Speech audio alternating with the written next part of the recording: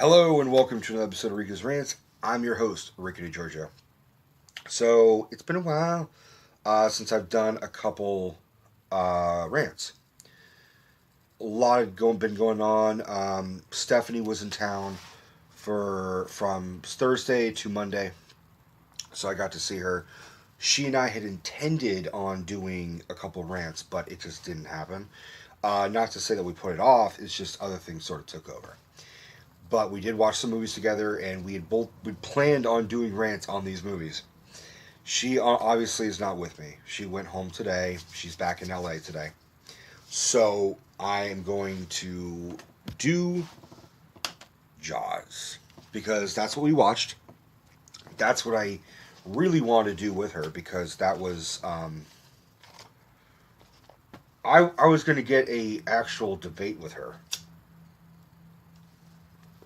And I'm not going to talk about what she really liked or didn't like too much.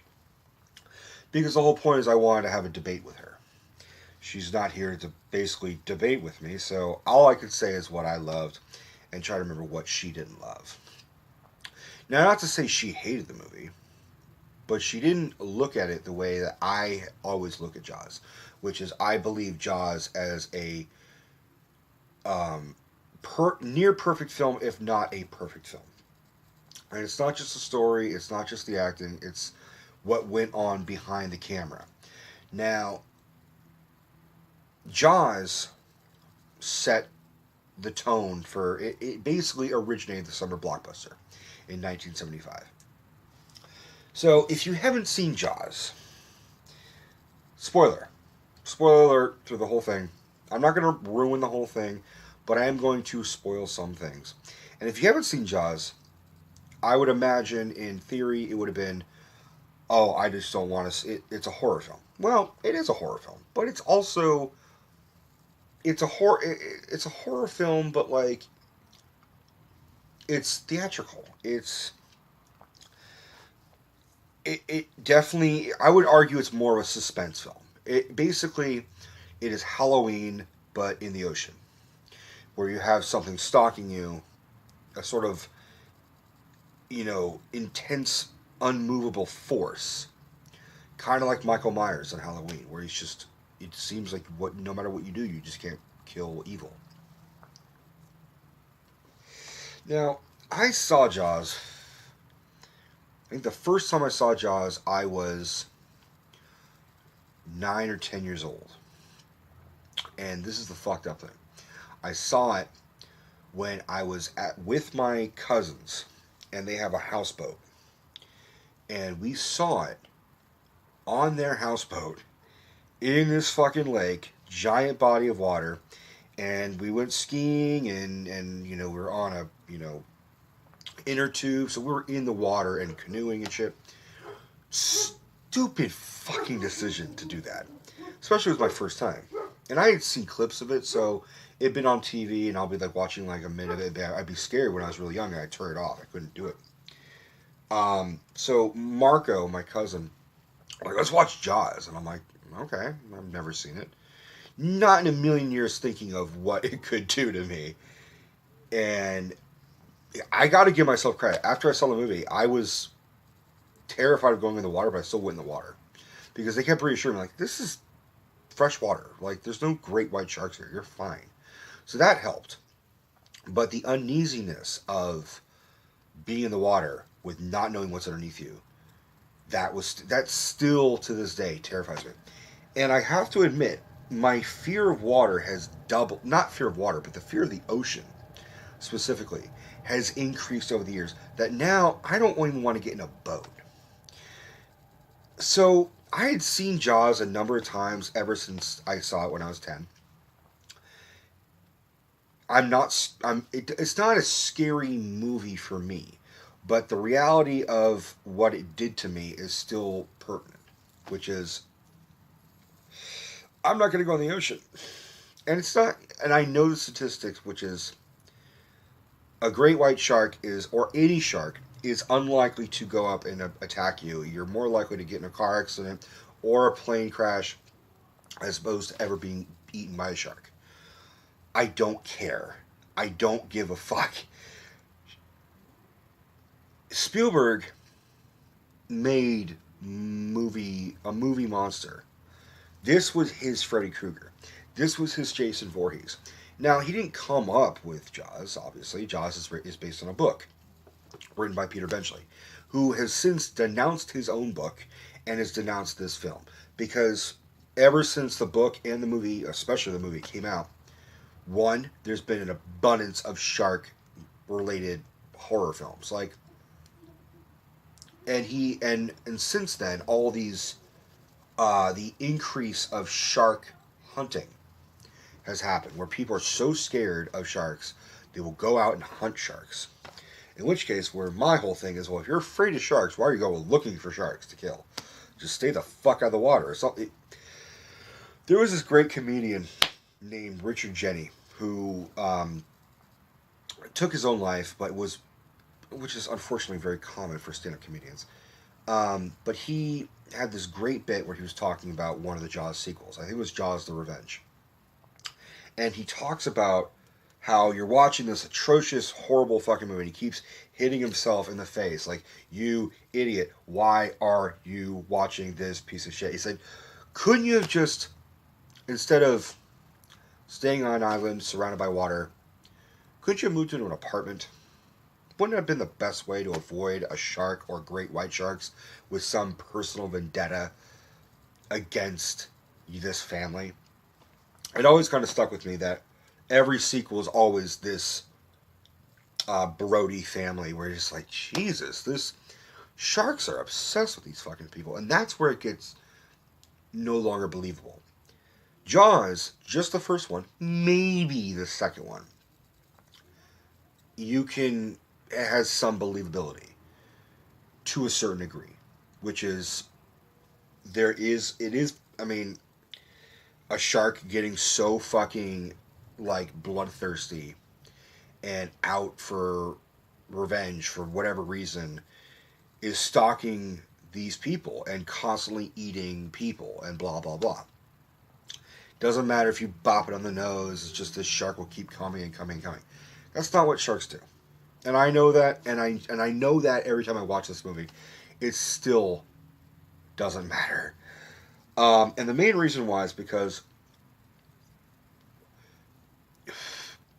believe it or not, I mean, as much as I hate to admit this, I was that fucking kid who, after watching Jaws, would look at a swimming pool and be like, uh-uh. And I was a great swimmer. I was a really great swimmer. I had some meat on me, so I was buoyant enough, and I was strong legs and strong arms, so I was able to just... Didn't matter. I would look... I have... My family would have... we have family friends. My godparents have a pool. We'd go out there for dinner. And after dinner, I'd jump in the pool.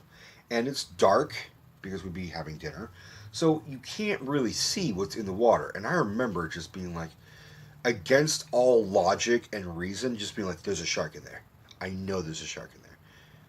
And I would kind of just like, I'd have to like fight that initial fear, like stage fright, just getting up on stage, doing your first line, then you're fine. It was the same thing, like, I have to just get in the water and face my fears, even though I made no sense. That's how much this fucking movie affected me, was it made me defy logic. It was kind of like the whole thing of like, why Nightmare on Elm Street is so fucking scary. Like, what if it's possible you could die in your dreams, or like your dreams could kill you?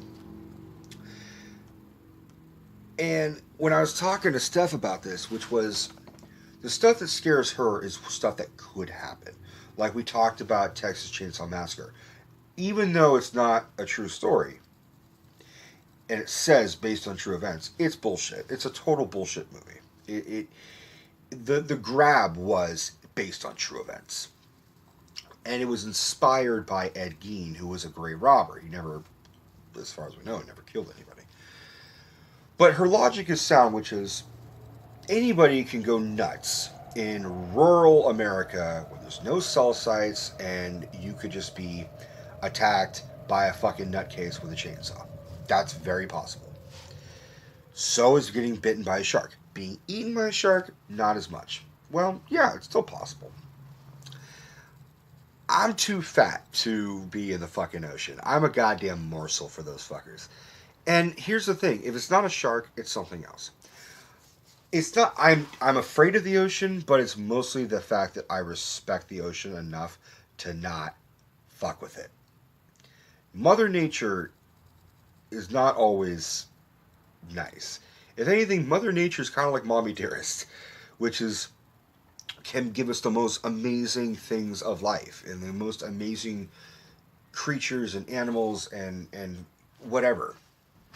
But if you push, it might push back. And I think as a species, we have pushed too hard on the ocean. Um, I don't need to go snorkeling to see sea turtles and have that and find that one giant sea turtle who just, it's for some reason wants to bite my leg off. I don't need to like scuba dive and see sharks. I don't need to see a whale. I don't need to. I have no interest in it. And apart from that, I just don't need to drown.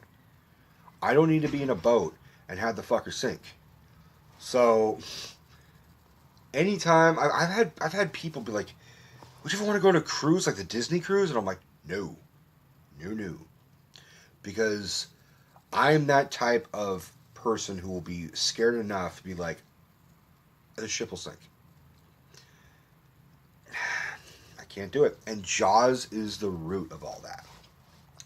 And I remember watching Jaws and just it. Sure, seeing the shark was scary. But what scares me the most is the POV. But more specifically, the POV where it's half ocean and half sky. So you see the people screaming and running, and they're walking in the ocean, and they're trying to clamber out. And you see that camera just like, cameras following these people, which means we're so used to the POV of the shark as it circles up and attacks the woman Chrissy in the beginning, that now we're like anytime we're in water and the POV is the shark. That's what freaks me out, is that it could just be right there. And they even explicitly state that isn't it true that most people are attacked by a shark about 10 feet away from the shore in like 3 or 4 feet, like 5 feet of water? I don't know if that's true. But if it's true, I'm not even gonna fucking like stick my feet and get my toes wet. Not gonna happen. So, that being said, the reason why it scared me, and it was such a huge impact on my life, that I would go to my godparents' pool and swim. Little did I know that my god brothers, or my actual brothers, were sometimes, while I'm making my lap and it's dark, they would kind of sneak in, swim from the bottom, and go up and grab me and pull me under. So that didn't help there's no sharks in, well, maybe there's a shark in there, but okay, there's no shark, I'm fine. And then all of a sudden being grabbed and pulled under. Dude, older brothers and older godbrothers suck. Um, so ever since then, it takes a while for me to like even fathom the idea of getting into the ocean or a lake or even a swimming pool. It's so fucked up because I know, especially a swimming pool, there's nothing in there. I think the chlorine would kill it if anything. Um.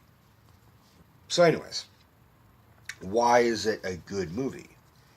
It's a good movie because it set the tone of Mother Nature fighting back in a weird way.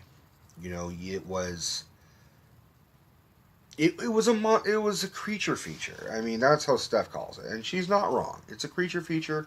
It's a suspenseful thriller. It's a horror film.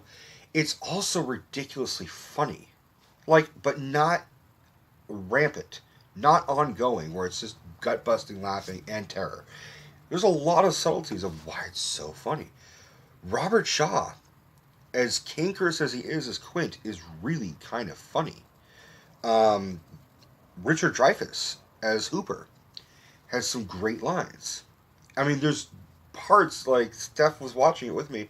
I'm laughing really hard.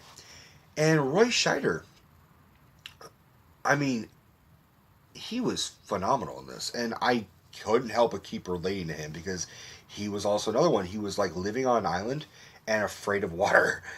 And I'm like, that's kind of me, man. Because everyone's like, let's go to the beach. And I'm like, no, I'll go to the beach, but I'm sitting on the beach. Like, maybe we'll play frisbee and like run on the on the shore, but I am not gonna go diving into it. Fuck that. I've always kind of been a party pooper when it comes to the beach. Um, Also because I hate sand and sand gets everywhere and blah blah blah. So it's funny, it's terrifying, and I have to respect what Spielberg did. Now, I'm sort of doing this Spielberg movie because I'm getting ready. I want to go see Ready Player One soon. It looks great. I've heard only great things about it. If you're a geek and you love geeky shit, this is like a geek movie for us. So I'm looking forward to that. And I also I wanted to watch Jaws. I mean, it's been a while since I've seen Jaws. Um, but again, I really wanted Steph's contrasting opinion than mine. But I respect Spielberg for what he did because this is very early in his career. He had only done like Duel, so he's very young, and is just really trying to make a name for himself. And he has admitted since then, years later, that he was too young and too much of a perfectionist at that point of his life because he has a lot to prove and he was really trying to make a masterpiece. And he did. But he also was fired. He was almost fired a number of times. Like the budget was X amount and he went way above. And then the shooting schedule was like 50 days and he went 150 days. But it made an amazing film. All that trouble behind the scenes, including the shark malfunctioning numerous times, the fact that Robert Shaw was drinking all the time and would like fuck up his lines and like not be unfilmable. Not to mention Robert Shaw and Richard Dreyfuss not getting along in any way, which helped the cantankerous relationship between Quint and Hooper.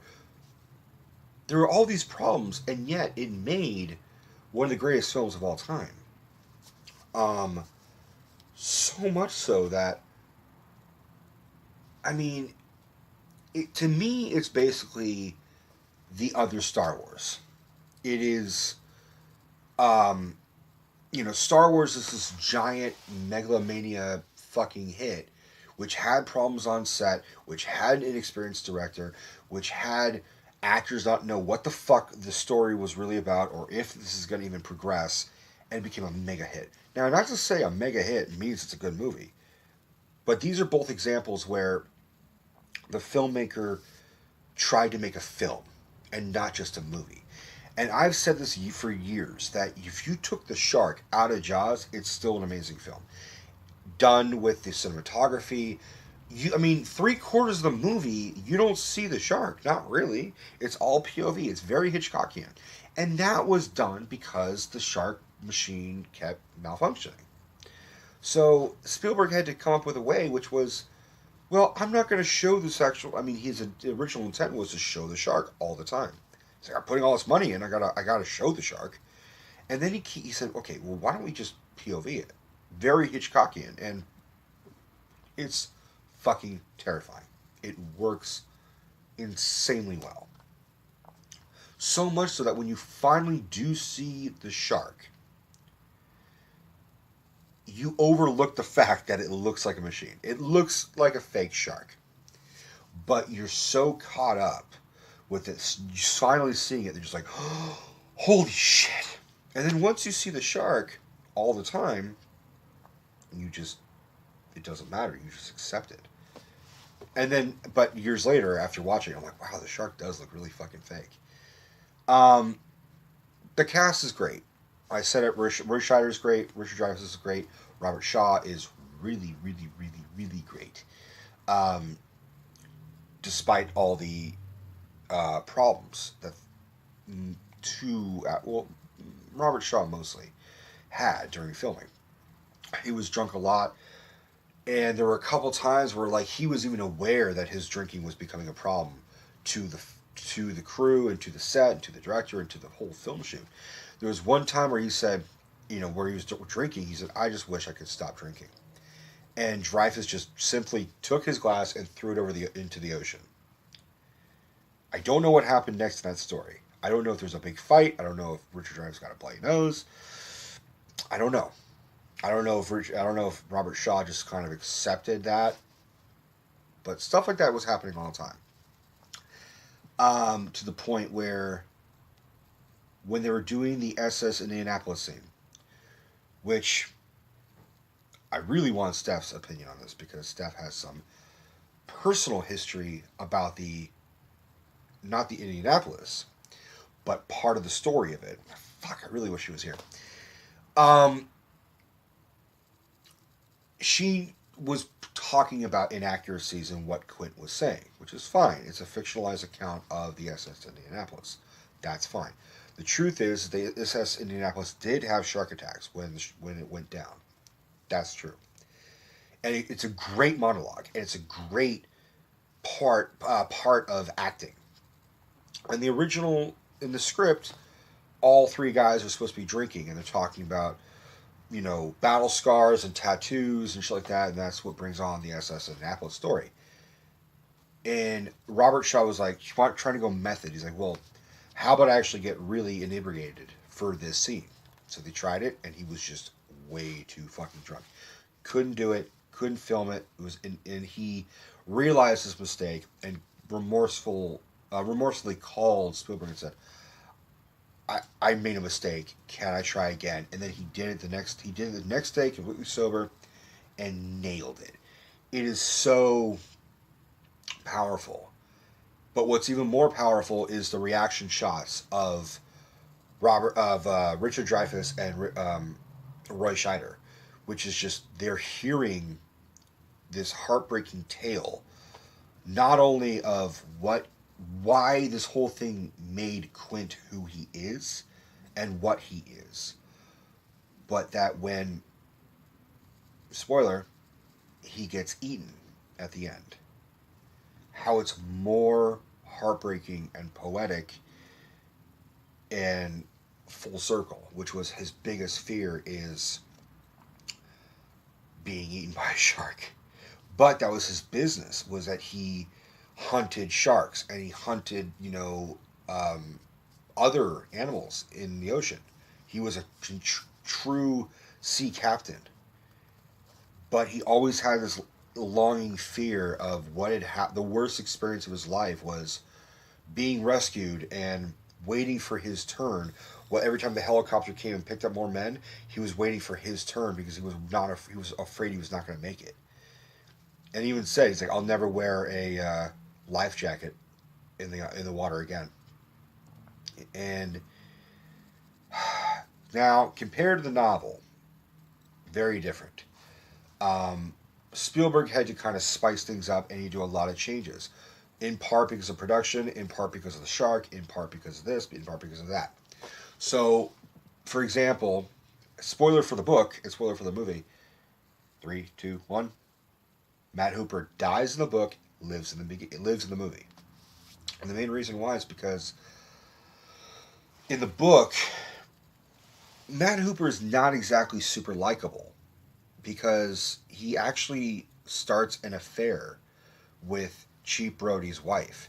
They had known each other years prior, or it was his old. I'm trying to remember, his brother knew Brody's wife, and they kind of have this weird infatuation with each other, and they actually have an affair.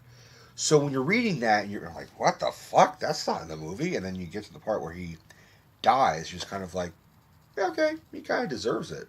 Fuck him." So you want to make, but there was still the intention that he was going to be eaten in the movie. But what happened is that there was some footage on a separate thing or they were filming it specifically for this movie. I don't know the actual story. They wanted to make the shark look bigger than normal because most great whites don't really get past 20 feet. This is a 25 footer apparently. Three tons of them. So they wanted to make the shark look way bigger than normal. So in order to do that, just for scale, they had a little person. I'm not trying to be this. Like they had a little person, a dwarf, be in a wetsuit and scuba suit, and be in a small little person size shark cage in the water. And then a great white shark came by and actually tore through into the cage, and it showed footage of the um, little person swimming down and away. And all the footage was amazing. So when you get to that part in the movie, and you see the shark in the cage swimming around, flapping its tail really violently, that's a real shark. That's the footage spliced in with the mechanical shark. So because the little person swam away and refused to get back in the cage to finish, like to actually properly film the scene, they said, well, why don't we just let Hooper swim down and then live? So, and because, hi Dino, because Richard Dreyfuss because Matt Hooper is more likable. Damn it, Dino. Just saw my cat's butthole for a second. Sorry, guys. Um, because of he's not having an affair, which kind of Spielberg didn't want to sex up the movie. Is I think how he put it. There was no uh, Hooper became more likable, so there was actually no reason to kill him. Plus, they had already kind of killed everybody else. They had killed the little boy. They killed a dog. They had killed a teacher. You know the diving no the kayaking instructor. They had already terrorized Brody's kid. They had already killed the college girl Chrissy in the beginning. They needed to kind of just space out a little bit of death, and I think having the last death be Quint was the best way of doing it. So much brilliance came from happy mistakes is really what they were called. I call it movie magic, and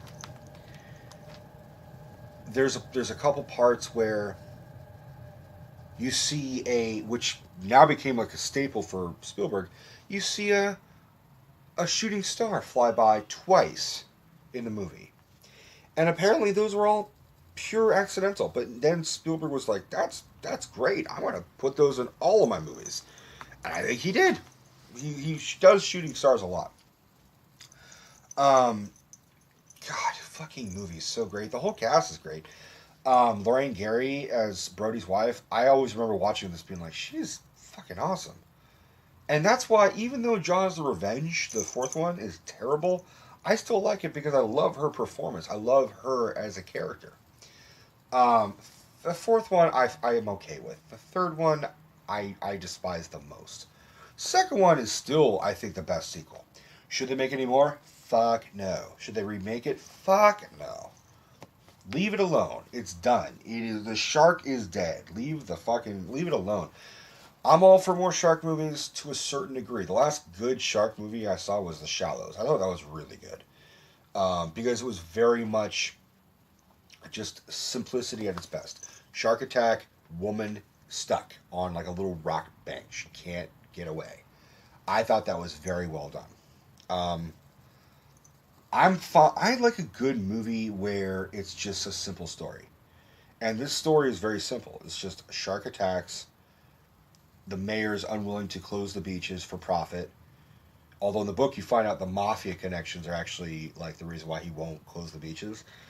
Um, they fucking kill like, if I remember, like there was a warning where the mafia like goes by the Brody's house and like like kills their cat because he keeps like saying we got to close the beaches. I don't know if I could handle. I think I'd be more upset about that than the people actually getting eaten by the fucking shark if they showed that scene. Ugh, yeah, that would have fucked with me. Um, But the cast is great. The cinematography is great. But above all, this movie would not be what it is if it wasn't for the music. And John Williams made by far one of the greatest scores, period, let alone movie scores. Just like perfect. Like anybody who hears that knows shark.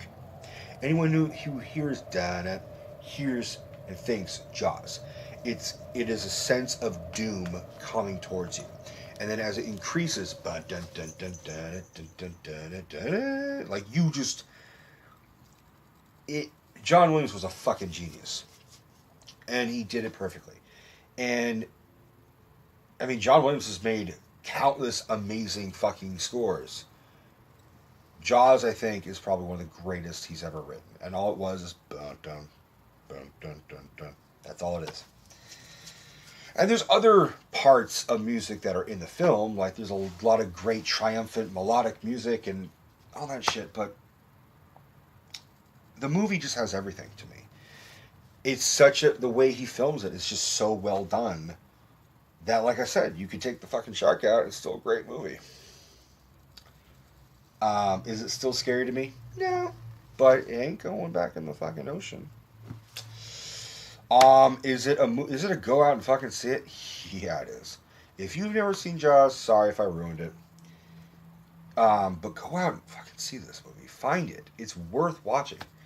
You can watch the second one. Don't watch any other ones. Just the first two, and then be done.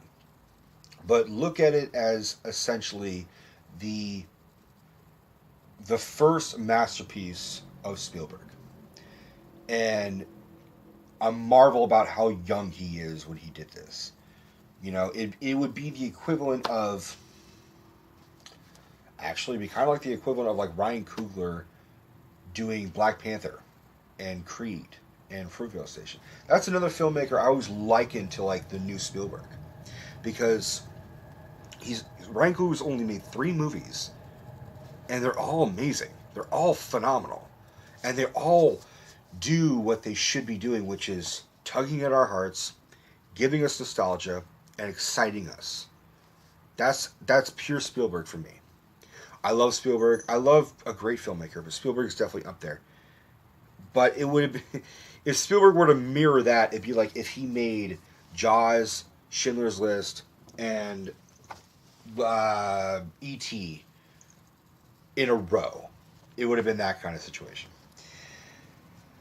So on that note, yeah, definitely go out and see it. I fucking love this movie. And it's got some great dialogue. It's got some great jokes. Like, that's one bad hat, Harry. On that note, don't forget to like, subscribe, and comment, and share. Take care.